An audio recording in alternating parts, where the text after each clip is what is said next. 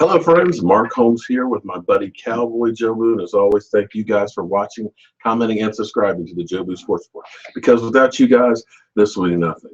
And man, it has been literally crazy with the Dallas Cowboys.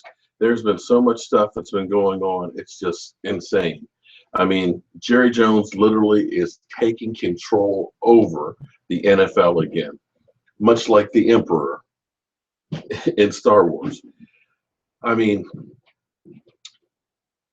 first, before the owners meeting even started, before there was ever even a vote, pretty much Jerry Jones came out and said the Raiders are going to LA and it's going to be a great thing for football.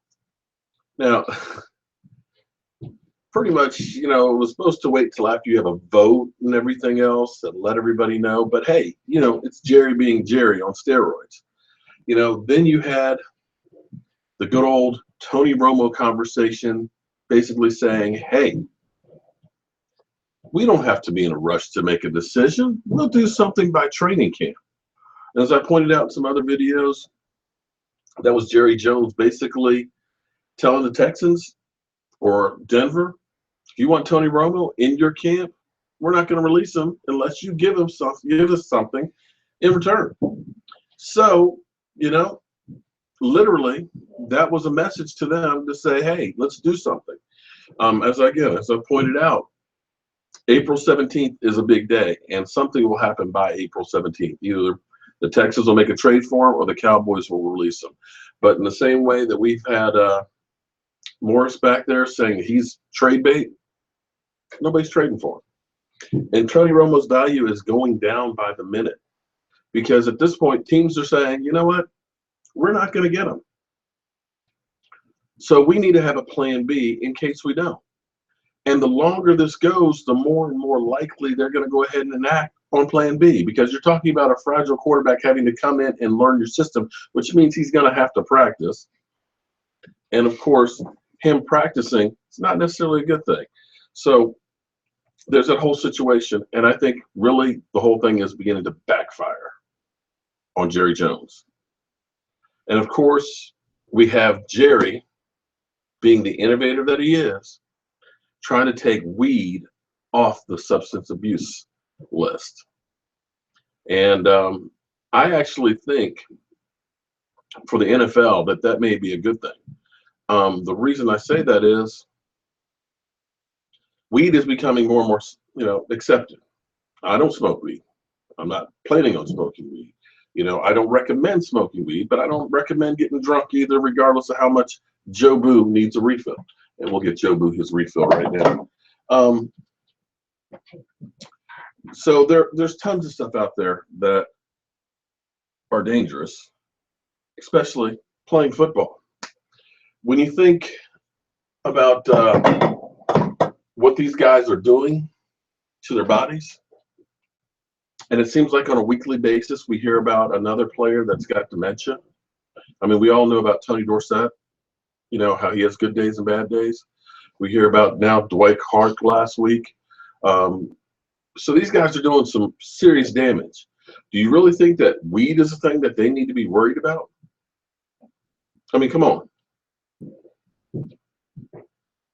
And when you think about the benefits they say for having weed as a painkiller, as opposed to some of the opioids that we have out there, and believe me, these guys get addicted to pain pills. And I know personally, I've been through 5 knee operations. I've had my legs skin grafted. I've had 3 slipped discs. So I've had a number of pain pills, and I don't like to take them personally, but it's real easy to get used to taking them because, on a daily basis, my back hurts. I take, that 800 milligram prescription strength Advil, knocks it out. But if I keep taking those things, that stuff can kind of do some damage. So maybe smoking a little weed might not be so bad as some of the other stuff they're taking or the injections they're taking. And it's one less black eye that you get on the NFL. It's one less thing to be reported about, about this guy got busted. Now, I'm not saying we should be like Nate Newton and get busted with 300 pounds in a van coming across from Mexico. I'm saying, if they're smoking a little weed, as long as they're performing on the field, it shouldn't be the 4-game suspension. And maybe that's me being biased because we have Randy Gregory, because maybe this is partially Jerry Jones trying to say, hey, I want to get Randy Gregory back on the field. And that's the easiest way to get it. So let me check out some of your comments, and thank you all of you guys for joining in. I must say we had a fantastic time at the autograph signing show yesterday with my son. Don't get rocks up. Okay. I see Sven's there from Germany. I see Blake. Blake, I'm still waiting for that picture of you in that Jobu t-shirt. Bill Bones, Lewis, IKO. How about them Cowboys? Ernie Mendia. Okay. 77 Panthers. What's up? True Blue Gonzalez, American Muscle Guy. Don't Get Rocked. DJ Mel, Nick C, Jackie. How you doing, Jackie? Well, I tell you what, Jackie, that I'm surprised because usually you see the CSA show all over Facebook and on the internet and stuff, and it didn't seem like they advertised a whole lot of it. But they've changed it up a bit, and they literally had all of the Cowboys on Sunday. And, you know, here we are outside the nation's capital, Washington, D.C. area, and literally Washington Redskins Park is only about 15 minutes away from where they had this whole event.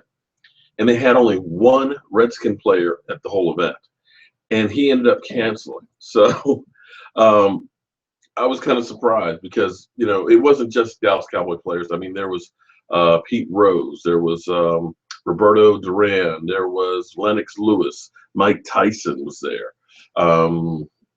Let's see, Cal Ripken. So you had Michael Buffer. You had some really big name people. But from the Cowboys, we had Emmitt Smith. We had Michael Irvin. Jason Witten was there. Tyron Smith. Travis Frederick. Of course, Dak Prescott. Sean Lee. And Michael, who am I leaving out? Darren Woodson, Sean Lee, Dak Prescott, Jason Witten. Boy, I'm getting old and forgetful. But literally, there were thousands of Dallas Cowboy fans in the house, and some of you guys who are fans, it made me just about blush because I had a gentleman whose wife came up to me and she tapped me on the shoulder. Said, "Can you come here for a minute?" I was like, "Sure. What can I do for you?" She's like, "My husband, he's a big fan of yours, and we all watch it." I'm like, "Oh God, geez, thank you." And I'm just like, I'm nobody, okay? I'm a guy with a voodoo doll who just loves the Dallas Cowboys. And it was really cool meeting a lot of you fans, making some new friends and stuff. And you can see some of the videos that are here and invite you guys to check them out. And I think that's something that we are definitely going to be doing. A lot of stuff, some meetups and things. I'm thinking that maybe for so many people that are in here in the D.C., Maryland, and Virginia area, that maybe we'll do like a meetup and watch a game together, one of those games that aren't televised on TV, and we can definitely live stream the whole event, you know, at a nice bar or club or something. I think would be really, really cool. Definitely going to be doing some games. Hopefully we'll make it to training camp, and would love to meet more and more of you guys. So that was a great event, and they did it really well. The only bad thing about it was Dak Prescott. Everybody wanted to see Dak.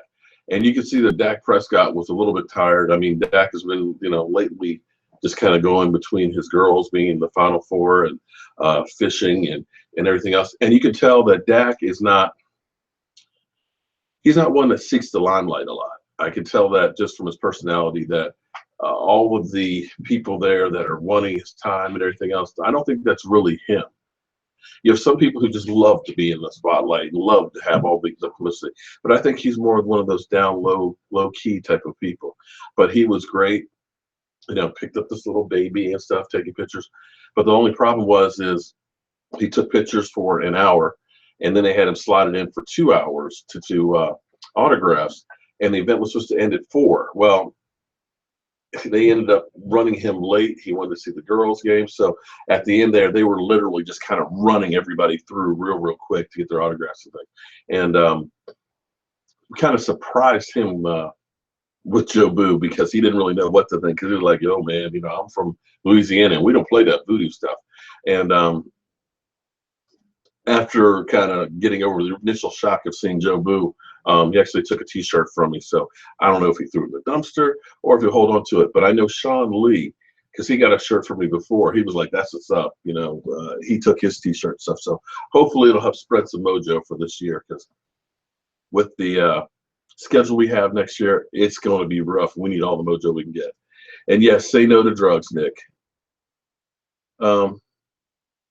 Stephen A, yes, stays off the weed and Jobu off the rum. Yeah. Stephen A. Smith, him and his high horse and stuff about the weed.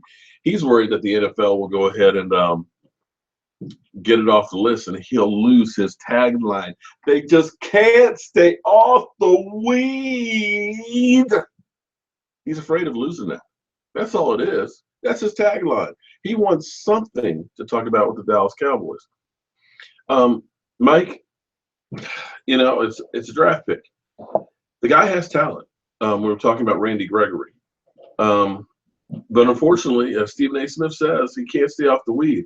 And that whole situation is just bad, and it's sad, to be quite honest with you, that he can't. So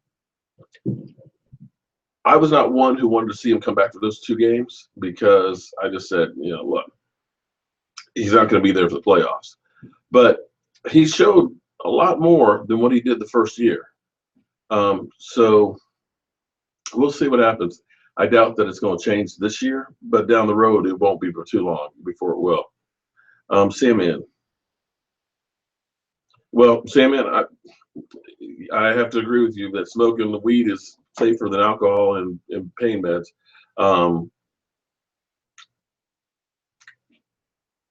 If it's legalized in the NFL, I don't think it's the end of the world, because there's a lot worse things that those guys take and use than weed. And here's the other interesting thing is, because as long as you're not in the protocol, you get tested 1 time a year. And most of them will tell you that if you get busted for weed, you're an idiot, because you know when they're going to test you until you get into the program. Once you get into the program, you're tested on a weekly basis. So you almost have to be really an addict to get caught, or just plain dumb. Puffs, Eli. What's up, Trevor? Carlos? Watching on my phone. Go, Jobu. Hot fire in 3, 2, 1. Well, thank you for watching, buddy. Where's Sarah? Sarah, I know you're out there someplace. Don't tell me you're missing tonight. Well, oh, great. Dumb people driving and smoking weed. Well, I hate to tell you, you got plenty of them that are drunk driving, or texting and driving, and doing makeup and driving, doing all kinds of things and driving. So I don't know that anybody gets killed more than alcohol and driving.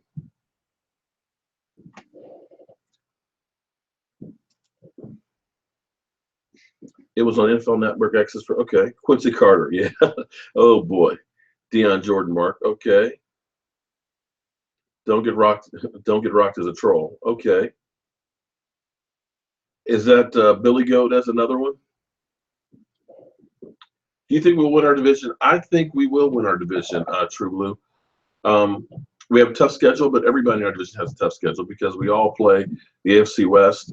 We have a few more games that are going to be tougher, because we're playing division winners like Atlanta and things. But I still look at the Redskins as a dumpster fire. I'm not sure how that whole situation with Kirk Cousins has really set with Kirk Cousins. I know he's going to try and play well, but they lost their 2 best wide receivers. Their defense is still a mess, and their offensive line isn't that great. So I don't know if the Redskins are going to be that good. The Giants, everybody's talking about getting Brandon Marshall. But here's the thing. That offensive line of the Giants stinks. Eli Manning is a turnover machine. Eli Manning has the 2nd most turnovers, I think, over the last 5 years in the NFL. And they don't have a running game. So they're one-dimensional. So if you're forced to pass and you can't block for Eli, you're going to have guys pinning their ears back and looking for Eli to turn over the ball like usual. And Brandon Marshall isn't the Brandon Marshall of 4 or 5 years ago. I know Victor Cruz wasn't Victor Cruz of before, but Brandon Marshall isn't that big of a step up. You know, you already had premier receivers with Shep and with Odell Beckham. So how much more do you think you're going to get from Brandon Marshall? And Brandon Marshall's going to be looking to get the ball as well. So you may end up having a problem in the dynamic. So I don't think the Giants are going to do it. And then we have the Eagles. And, of course, the Eagles will tell you that Carson Wentz, 5 years down the road, is going to be a better quarterback than Dak Prescott. These are the same Eagles that talked about Napoleon Dynamite. Excuse me, Nick Foles. You know, after he had that great game, just about perfect, you know, they knew that they had their Super Bowl winning quarterback. Yeah. Then he left with the Rams for the trade for Sam Bradford. But he's back. And you got Carson Wentz. Your offensive line still isn't that great.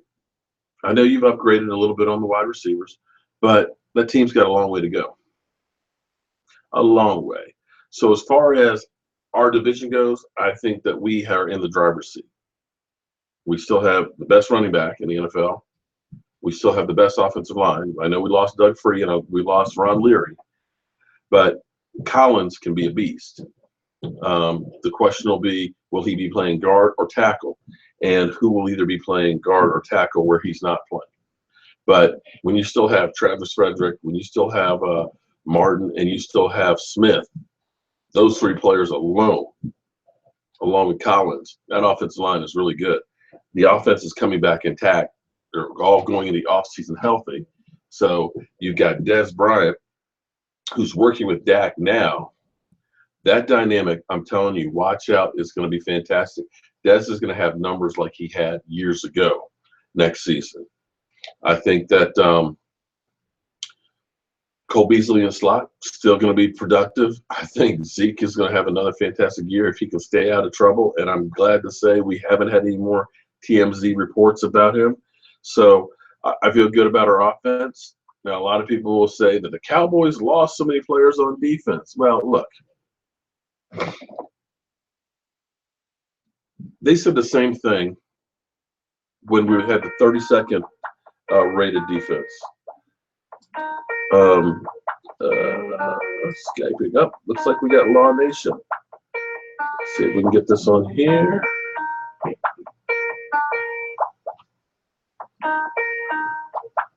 Sorry, I'm trying to pull up my Skype because I don't want to Skype them on my phone.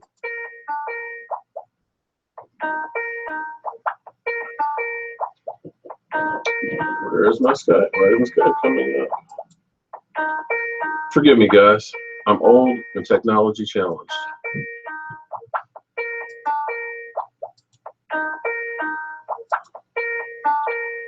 Skype is not responding. Okay, here we go. Okay, so we're going to have Law Nation joining us as soon as we get Skype going. Okay, let's try this again. Law, if you're watching, try again.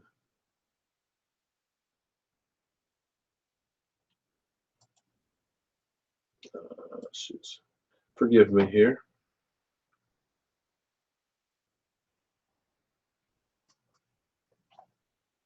Okay. Law, if you're watching, call back in. But I think our Dallas Cowboys will end up being okay.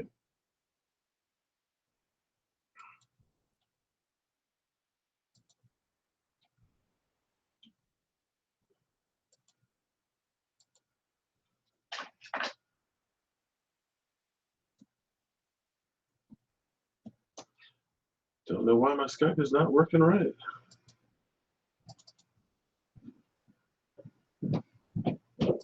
Let's see if we can get him here.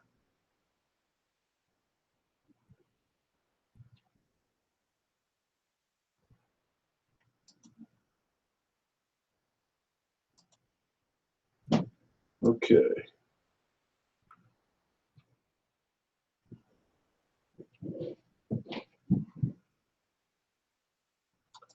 Sorry about this. Just trying to get this back. Hey, Law, it's Mark. Give me a call back when you get this. I'm sorry, my Skype was down for whatever reason. Okay. All right. Hopefully, Law will call me back on there, and we'll get him back on the call here. But anyway, I think the Cowboys will take care of our division. It will be the first repeat team since the 2002 2003 season when the Eagles won back-to-back. It's always tough to win back-to-back. But when I look at our team is built better than previous champions. The Redskins, here we go. The Redskins, on the other hand, when they won the division was by default. They weren't exactly a hell-bent great team. We ended up where? Okay. For some reason we're having some technical difficulties tonight. All right, I can't see you, Law.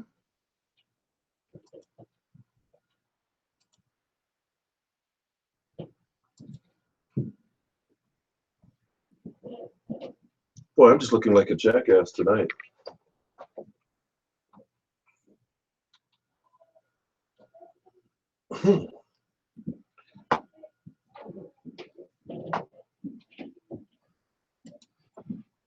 Okay, Law Nation, are you with us, man?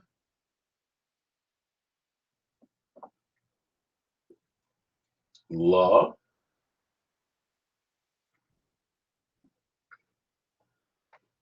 Okay, we're having little problems getting Law on here, so let's see if we can try and call him again. Internet connection problems. Okay. Okay, so we're having little problems on the internet. We actually got a Wi-Fi booster here, and apparently it's not working too well because we can't get Law back on. Would love to see Brady versus Romo shootout. The funny part, if Texans had Romo in last year's playoff game, the Texans would have won. I have no doubt about that.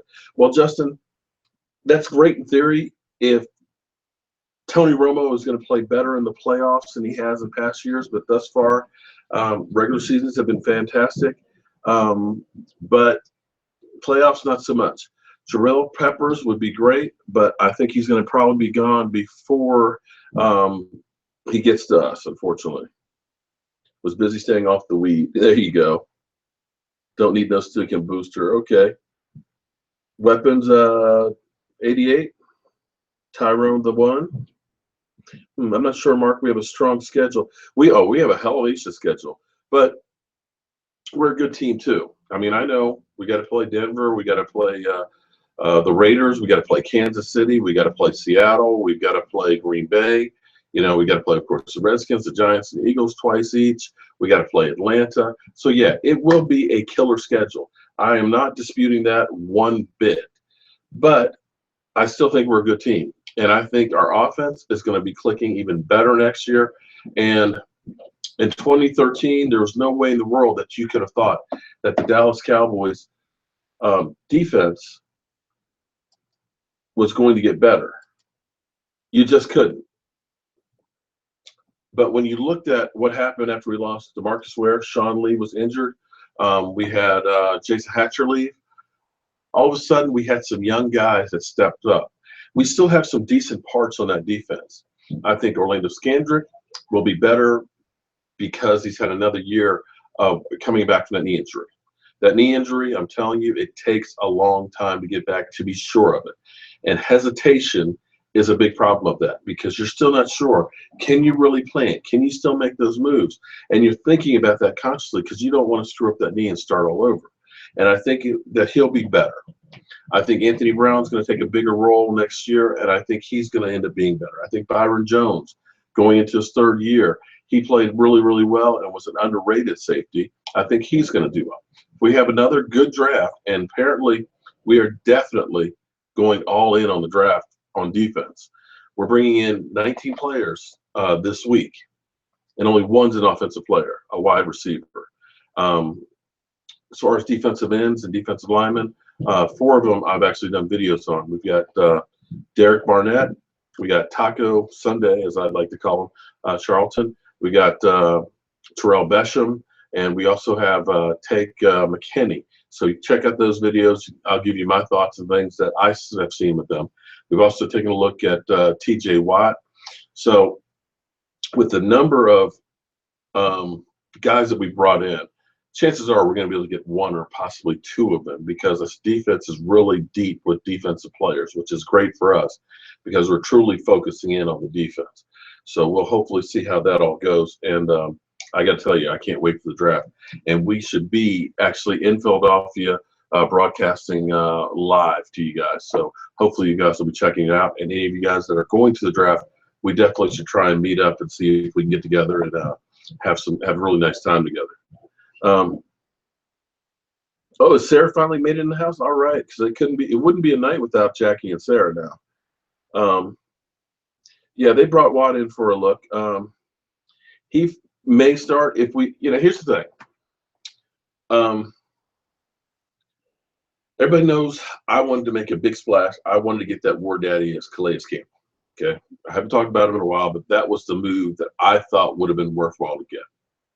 But what the Cowboys have done is they've been doing this now for a couple of years. Let that first week go by and let those big name, big fat contracts go. Then you start looking at filling in some holes with some decent players that may fit your system better. Because a lot of times you'll see a guy who's done fantastic, get paid big time money, and you find out he was really a system guy.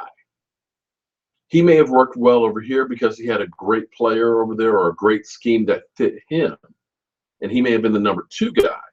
You're bringing him over here thinking that he's going to be the number one guy, and it might be that he was playing in a 3-4 defense. Now he's playing a 4-3, and it's 2 totally different things. And all of a sudden, in 2 years, he's made a boatload of money and he's out the door. So you look for guys that fit your system, and that's one thing that the Cowboys have been good at with defensive linemen. The only problem with that is they've gotten guys that have been way down here, the George Selby's of the world and things, practice squad guys, journeymen, and they've made them step up and made them very desirable for other teams, but their ceiling is only so high. So that's been their philosophy. Now, sooner or later, I say by April 17th, Tony Romo is going to be gone. You've had a lot of teams that have gone through and have, shot their wad as far as free agency money goes. So they've gotten very little to work with. Well, the Cowboys, on the other hand, are going to end up getting, when Tony Romo's made that June 1st cut, come June 1st, they're going to end up getting that $5.6 million, and then they're going to get the other $9 million for spreading it over 2 years. So all of a sudden you got $14 million right there that you can use. You're going to have teams that are going to go through and draft a guy that they weren't expecting to get, and they're going to say to this veteran, bye-bye.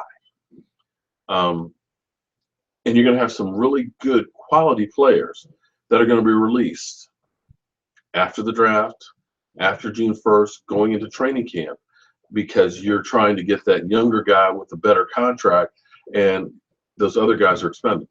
So you'll see the Cowboys be able to make some other moves. See, even after the draft, they're not going to be finished.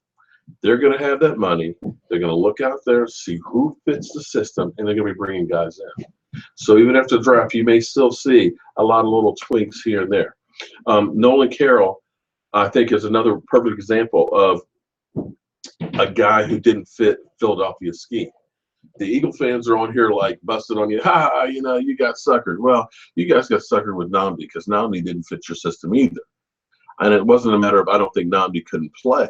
Nnamdi played well in the system that was with the Raiders, but when he changed up and had to be that man-to-man guy that you were looking for, that wasn't his game. And that's the same thing with Carroll. Carroll will fit in the Dallas Cowboys system.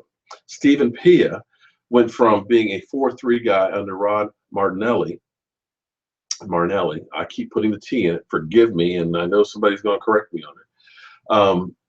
Went from that system being really, really good in Chicago, then went to Washington, which is a dumpster fire, which seems like everybody that goes to Washington as a defensive lineman never pans out. I mean, you look at Hainsworth, you look at what happened with Hatcher, some of these other guys. So I don't blame anything that happened with Washington on Stephen Pia. But he went from a 4-3 to a 3-4, and it's 2 totally different type of linemen. 4-3, you're more of a spot defender. You got assignment over here, okay? Your job is to get there with speed. 3-4 is generally more of a read and react defense, and generally you have bigger guys because they're not using speed to get to a point. You're trying to hold up the offensive linemen to keep the linebackers clean. So going from Washington then to Cleveland. You went from the dumpster fire to Siberia. You're not going to see a whole lot. But I think with him coming back to Dallas, that he's going to be able to use that speed. Rod Martinelli's going to be able to get back into him, get all those bad habits that he had from Washington and Cleveland out of the way. And I think he will actually be really, really good. I think David Irving, going from a part-time player, will end up being a lot better as a full-time player as he learns that system, better, works out in the offseason and things like that. He's going to be better. You hope that DeMarcus Lawrence, having had that back surgery, will be there for training camp and will be back to the player he was 2 years ago. If that happens, all of a sudden, that defensive line doesn't look too bad before the draft. And if you can get one or two of these guys that we've been looking at, you're going to have a really strong rotation on the defensive line. And I still believe that you build from the defensive line out in the same way that you build from the offensive line out. You just get so much more bang for the buck. If you've got a defensive line that can control the line of scrimmage, it's going to keep the linebackers clean and able to make moves to make the tackles. It's also going to help keep you from having to blitz more, which means you've got more people in the back end to cover up all those receivers. It's also going to bring you turnovers because you're controlling the line of scrimmage and you're putting pressure on the quarterback. The quarterback is going to have to rush his throws before a lot of these guys are finished their routes. So that's where you get the biggest bang. Now, you can go out and get a great corner, but if the rest of your corners stink, or if your defensive line stinks, then it's not going to help you any.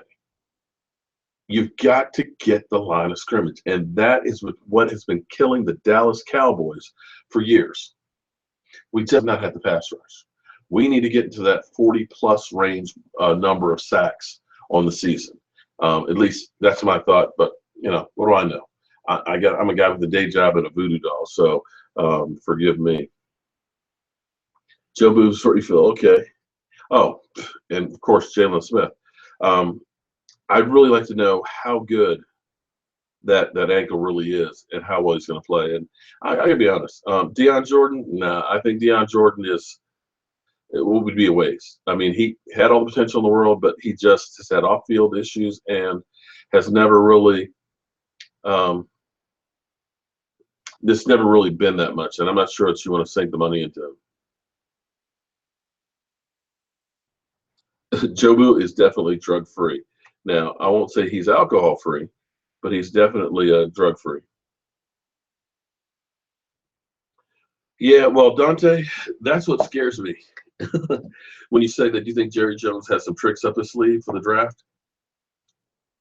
We've made a lot of moves in the draft in the past. When you think of I'm a fan of actually moving back. I believe that every draft pick is like a crapshoot. You got a 50-50 shot of making it. When you look at what we did for Morris Claiborne, taking our first-round pick and our second-round pick to move up to get him, you can't say we got value for it. And the problem is you're not just using that first-round pick. That second-round pick should be a guy that should be a solid starter on your team. So moving up, you're risking too much. You are better off moving back. When you look at the players that we got in the draft, later in the draft, of course, you got Zeke in the first round, number 4 pick. Of course, he's supposed to be the beast. But when you start looking at Dak Prescott in the fourth round pick,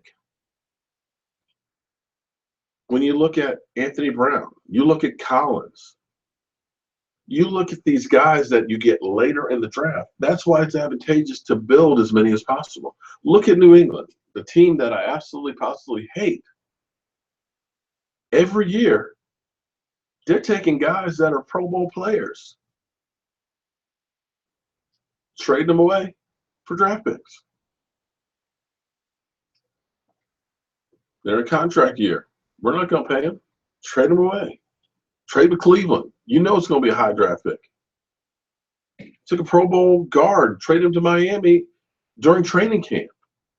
And every year draft, they've got 10, 11, 12 draft picks. And they're moving back and making deals left and right to bring more and more players in. Strength with numbers. That's what you got to do in the draft. You don't sell out your whole draft to try and get one guy. Sorry, it just doesn't work out. We're at least blessed to have Dak Prescott because we're not in the rat race right now of having to find a quarterback. Because when you start looking at this draft and you think I'm just a quarterback away, well, you're still a long ways away because every one of them is a project quarterback. You can't say that that's going to be a franchise guy.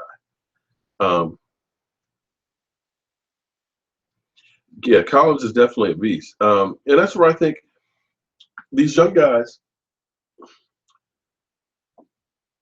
when you're a rookie, you basically are getting screwed as far as money goes, flat out. What you have to hope for is that you have longevity past the average. The average player plays for like 3 years, 3.2 years, something like that. You're not getting paid until that 4th year.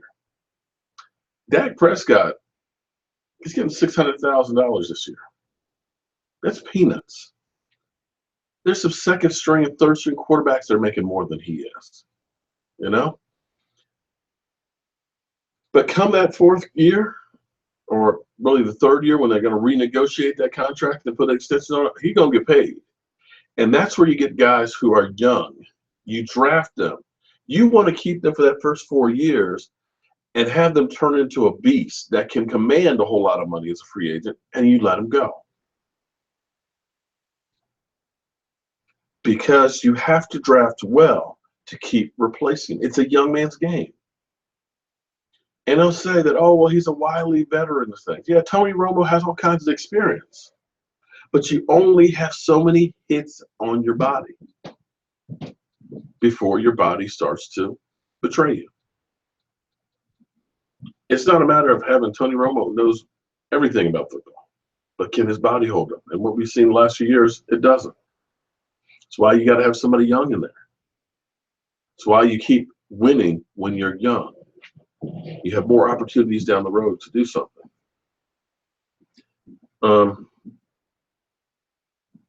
I hope you're right about Heath stepping up.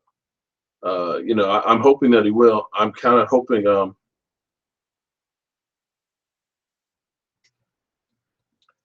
Yeah, well, I got a problem with. I don't know what happened on my Skype for whatever reason. I sent him a request, but it didn't go through. Let me try and see if we can connect on it. Nope. For some reason, we're not friends anymore on Skype. So it messed up, but we'll see if we can get it back together. I know he's got a little one to take care of, and we'll get him again real soon.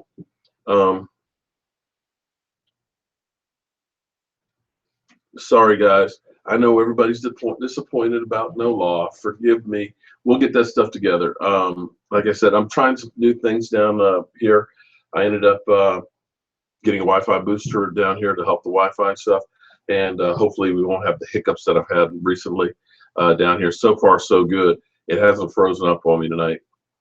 I've got some other things that I'm actually working on doing too here as I get a little extra money to spend on the station and things that hopefully you'll notice, and it'll be a little bit more improved too. So we're not content with where we are right now. We're trying to take it up, another level and another level, another level. Carlos B. Garrett is an idiot. Well, yeah, Garrett is. Don't get me started, Jason Garrett. He is what we have, so we're gonna have to leave it at that. Do I think we could have a better coach? Yes. Does Jason Garrett have some problems? Yes. Is Jason Garrett basically run by Jerry Jones? Yes. But unfortunately, he's the coach we have, so it is what it is.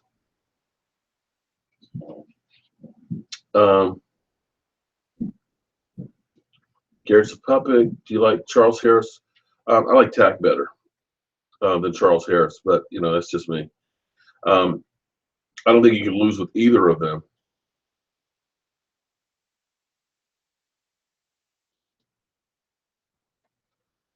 I didn't know what Demarcus Ware. What did Demarcus Ware say about Tony Romo?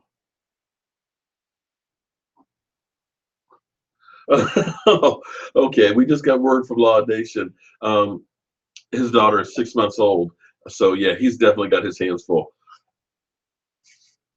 I'm fortunate that my 6 month old is now 26 years old, so I don't have that problem.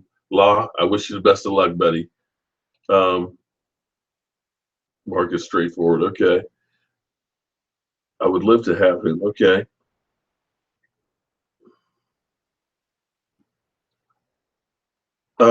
I'm going to be coming. Yeah, I'm going to be in Philly on Thursday. I'll be coming up Thursday, late Thursday afternoon, and I'll be there at least Thursday and Friday. I'm not sure if I'll be there Saturday or not.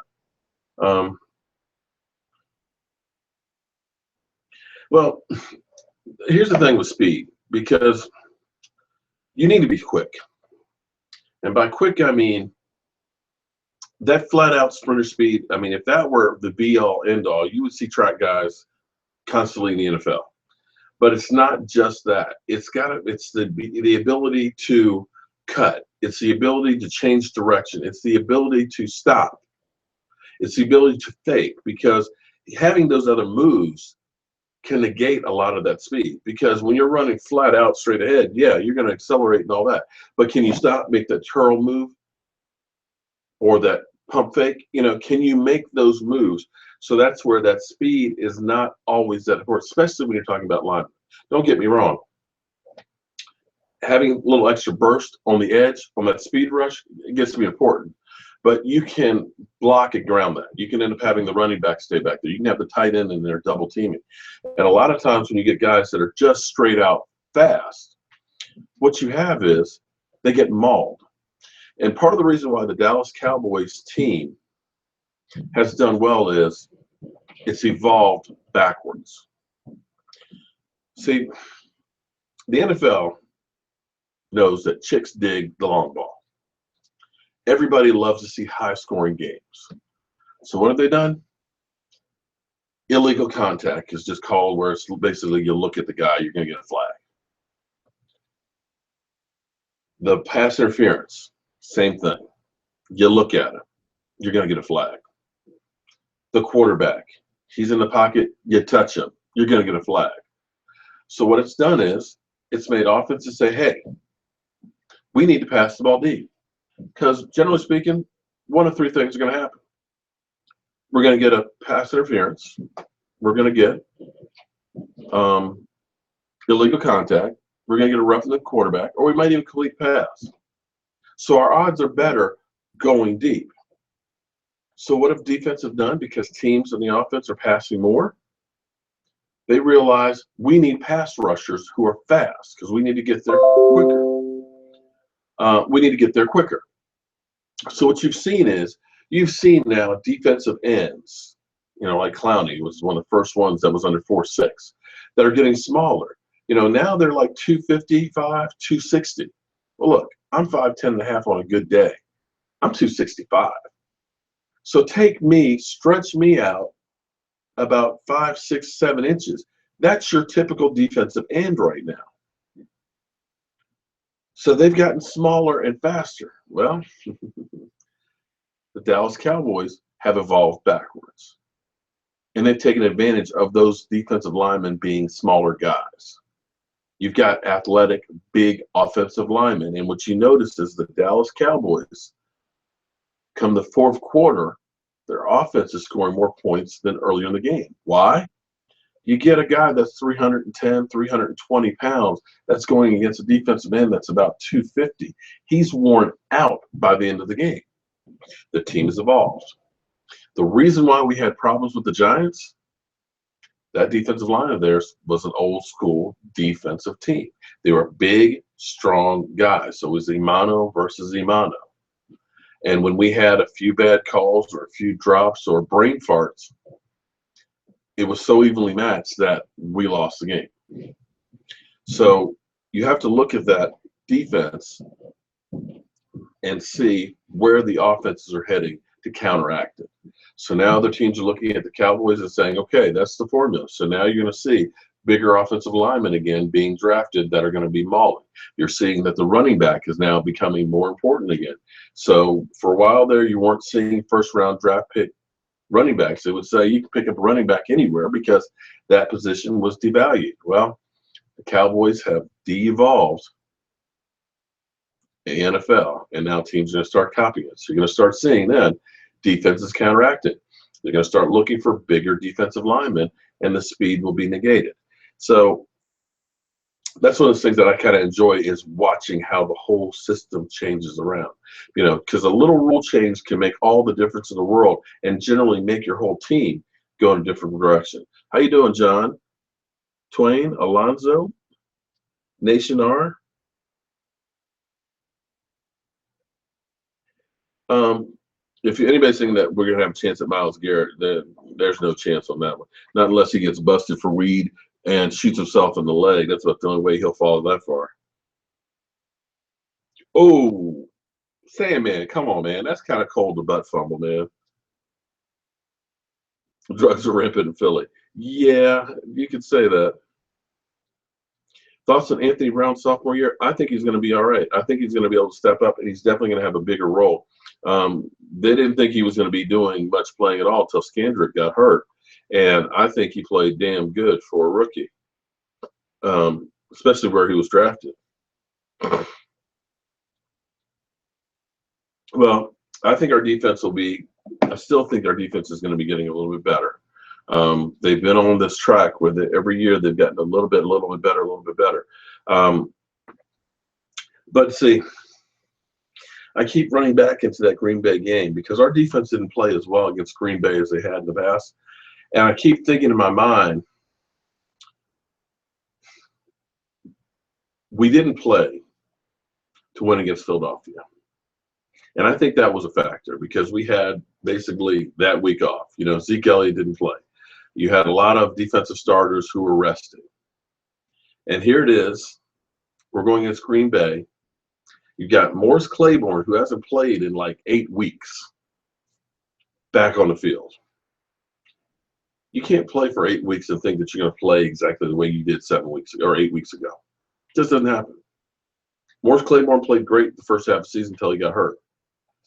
But I think he was a letdown. He actually only played half the game because he got hurt again. Had that 15-yard hands to the face penalty. That was a factor. DeMarcus Lawrence, same thing. Hadn't played for several weeks. Back was a factor. And you've got these guys out there starting. Tyrone Crawford, another one that was injured too.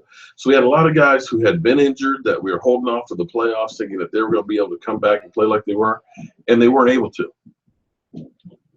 And when they weren't able to, you saw what happened with Aaron Rodgers. He had his will with the offense that first half of the game. So we have to get guys healthy, and we have to get some other guys in there that are going to play better. And we've got to keep that team together, focused throughout the season without a break. I think the worst thing in the world we did was taking Philadelphia off. But that's just me, and I'm just a guy with a voodoo doll.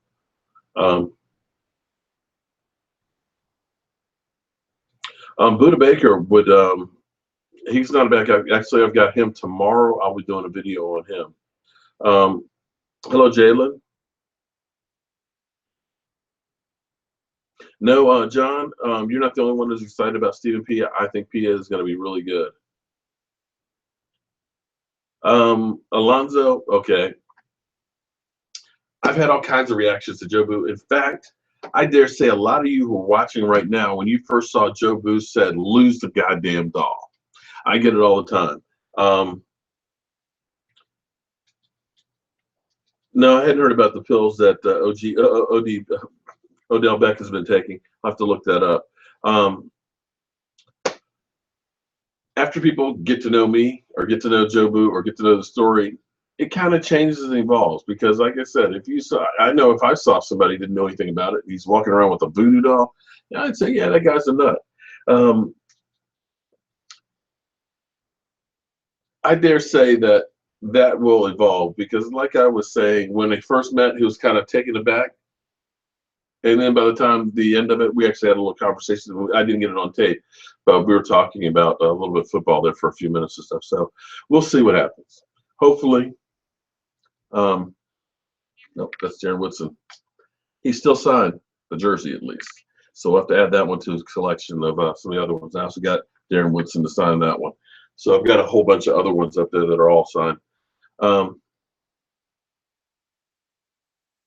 I didn't. Jobu is my homie. Well, I appreciate that. Yeah, well, the show got actually canceled tonight. Benet Embry had a problem or a situation he had to deal with. So we're actually devoted to just you guys tonight. So I did not forget the Benet Embry show. Who do I think we're going to get? I think we're going to get a football player in the first round, probably on the defense. And that I can say for sure. Yeah, the 2017 dates have not been released yet, and I can't wait to see it. And I'm trying to figure out what games that I want to go to.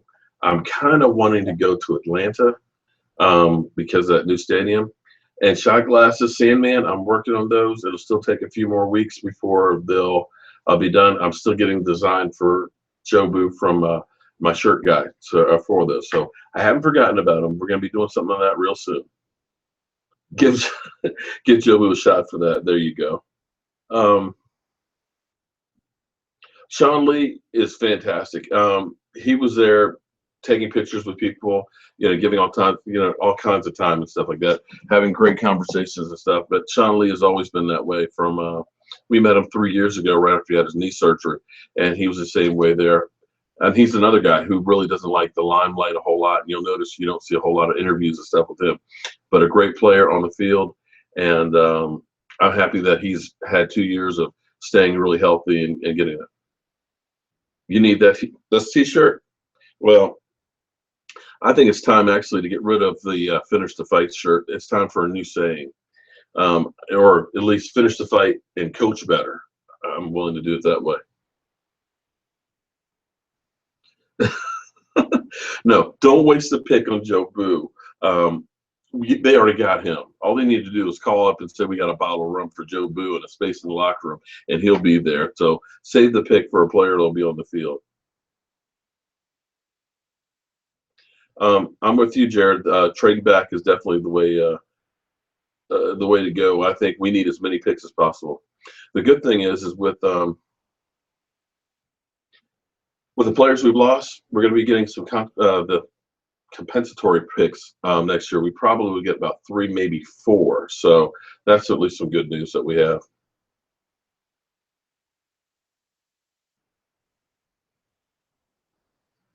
Well, thank you very much. How about them Cowboys? Man, I appreciate that. Um,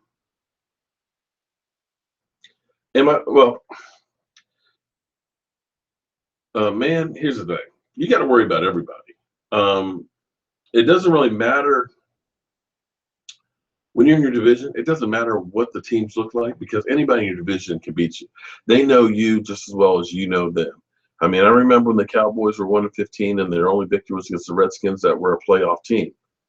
So, yeah, you got to worry about them. You got to worry that you're going to go ahead and beat them. But if you play your game, if you have a good game plan, if you're healthy and the ball bounces your way, you should win most of your games. Nobody's going to win them all. And you're going to expect to lose some, especially with the schedule that we have, because now the Cowboys have a target on their back. Dak Prescott is Rookie of the Year. Zeke Elliott is the best running back. You want to stop that team because that's making a name for your team. So, yeah, it's going to be tough. But I think that the team is level-headed. I think you've got a good group of young guys. Your core is young. I think you have good players in the right positions that are going to help you succeed. I think you've got playmakers on offense. So I think that offense is going to carry us a long way. And if they can do that, they're going to help out the defense. And we just need some more luck in the draft. So we get that. I'm good. And I just can't wait for the season to get here. At least it's already April. So we've made it through the winter part. We're going to start having OTAs in a little over 2 weeks to be able to talk about. So, football's coming, and before we know it, the season will be here.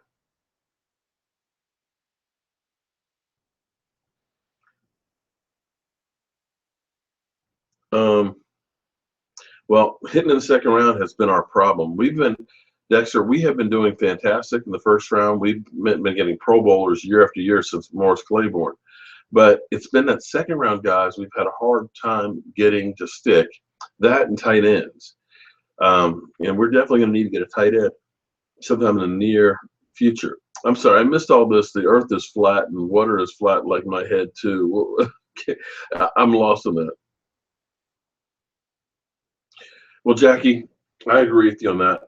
To me, if you haven't been successful in 5 years, and by that I mean going all the way, generally speaking, teams figure you out, players start to tune you out, and you need a change for change's sake. And it's not like you haven't seen that before. You saw what happened in Tampa Bay with Tony Dungy. He built the team. He had the players and stuff. Unfortunately, he couldn't get them over the hump. John Gruden came in with those players, different attitude, from being